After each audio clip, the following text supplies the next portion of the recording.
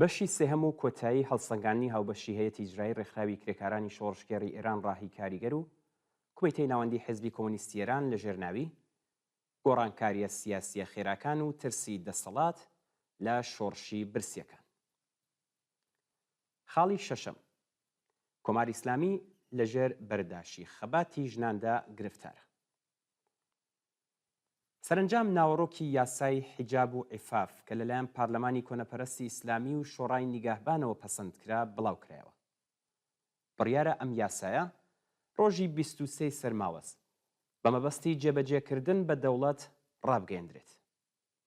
لەم یاسایەدا کۆمەڵێک ئەرکی جۆراوجۆر بۆ ئۆرگانە حکومیەکان لە وەزارەتی ڕێگاوبان و شارسازی و پەیوەندیەکانەوە بگرێت تا دەگاتە هێزی ئینتزامی و ستادی ئەمر بە معروف و نەهی لە مونکر دیاری کراوە. بەرپرسانی ڕژیم دەیانەوێت لە دۆخێکدا کە نەفرەت و بێزاریەکی قوڵ لەسەر تاسەری کۆمەلگا لە دژیان شەپۆل دەدات، بە پرۆپاگەندە و پەرەپێدانی ئەوەی کە گۆیا بێحیجابی بنیاتی بنەماڵەی خستۆتە مەترسیەوە، لە ناو کەمینەیەک لە کۆنەپەرستان و پیا و سالاراندا جێگە و پێگەیەک بەدەست بهێن و بە نواندنی هێز و هەیمنەی خۆیان لەو بوارەدا هەم بوون و حزوری ئیسلامی خۆیان بە کۆمەلگا نیشان بدەن و هەم کۆمەلگای ناڕازیش سەرکوت و چاوترسێ بکەن. ئەڵبەتە داڕێژەرانی ئەم ئیستراتیژە بۆمانەوە لە بیریان نەچۆتەوە کە لە شۆڕشی ژن ژیان ئازادیدا ژنان و کچانی ئازادی خوازی ئێران چەندە بوێرانە و فیداکارانە حیجابی ئیجباری ئیسلامیان ئاگر تێبەردا و خۆیان لەژێر باری ئەم سوکایەتی و شەرمەزاریە مێژوویە ڕزگار کرد و ناوبانگی بزوتنەوەکەیان جیهانی گرتەوە. دوای ئەو ڕۆڵە پێشەنگانەی کە ژنانی گەنج لەسەر شەقام و کاتی ڕوبەڕووبوونەوەی بوێرانە لەگەڵ بەکرێگیراوانی حکوومەتی لە بزوتنەوەی شۆڕشگێڕانەی ژینادا لە خۆیان نیشاندا، ئێستا ئەم ڕۆڵە لە نافەرمانی مەدەنیدا دەنوێنن. ئەم گۆڕەپانە ئێستا بۆتە یەکێک لە نەبەردە سەرەکیەکانی کۆماری ئیسلامی لە دژی سەرجەم خەڵکی ئێران. ڕژیم دەزانێت کە بە هەر پاشەکشە و پاشگەزبوونەوەیەک لە سەپاندنی بە تەواوەتی حیجابی ئیجباری بەسەر ژناندا دوا کۆڵەکەی ئیدیۆلۆژی دەسەڵاتەکەی دەڕوخێت.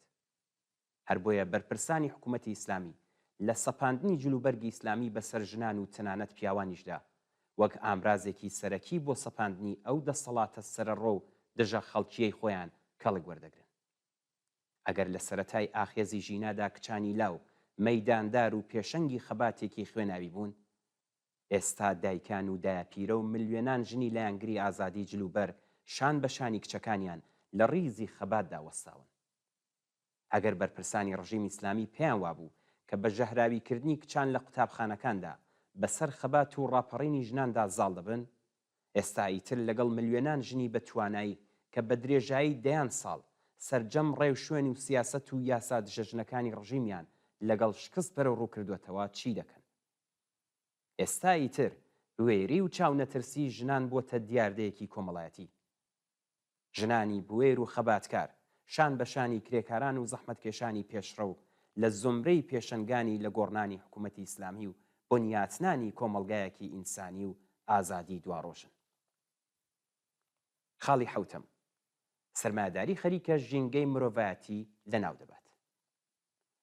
کۆنفرانسی کەشوهەوای کاپ 29 ڕێکخراوی نەتەوەی گرتووەکان لە باکۆ بە بەشداری 200 وڵات لە دۆخێکدا بەڕێوەچوو کە گۆی زەوی لە بەردەم کارەساتێکی کەشوهەوای بێگەڕانەوەدایە.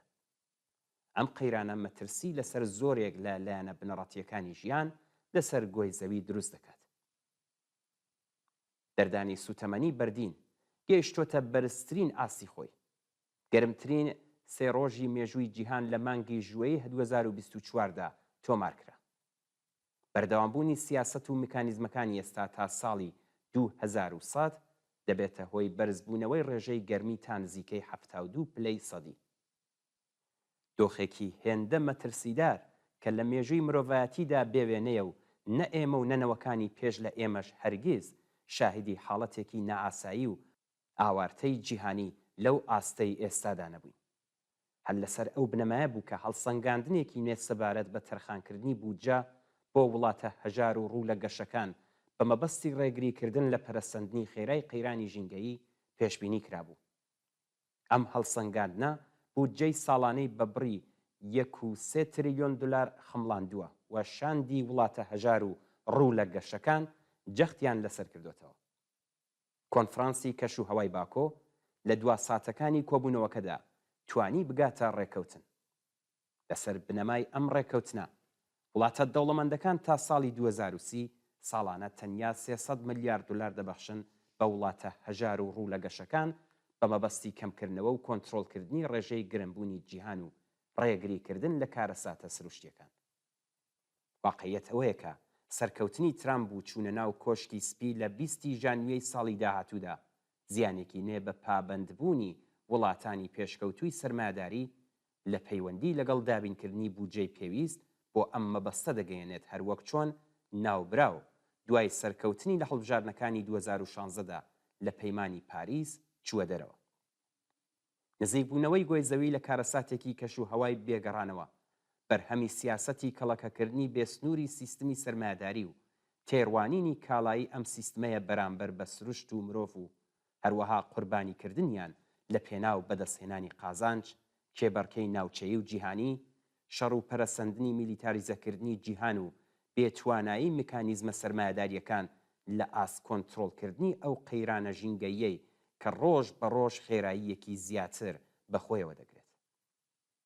کۆنتڕۆڵکردنی ئەم قەیرانە و کەمکردنەوەی ئاست و ڕەهەندەکانی کە بە شێوەیەکی جددی مەترسی لەسەر ژیانی نەوەکانی داهاتووی سەر ئەم گۆی زەویە دروست دەکات، پێویستی بە دوورکەوتنەوە لە لۆژیکی ئەم سیستمە سەرمایه‌داریە دەسەڵاتدارە هەیە کە کاری داهێنەرانەی مرۆڤ و سروشت و سەرجەم زیندەوەران دەکات بە ئامرازی تاڵان و بڕە و چەوسانەوە و قازانجپەرستی هەوسار پچڕاوانەی خۆی.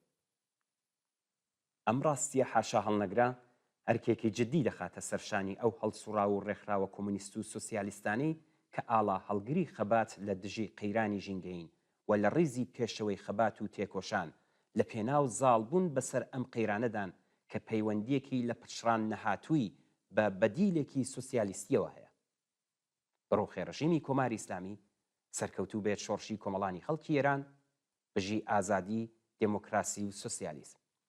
کۆمیتەی ناوەندی حیزبی کۆمونیستی ئێران و هەیئەتی ئیجرایی ڕێکخراوی کرێکارانی شۆڕشگێڕی ئێران ڕاهی کاریگەر دووشەممە 12 سەرماوەزی 1403 بەرابەر بە 2 دەسامبری 2024.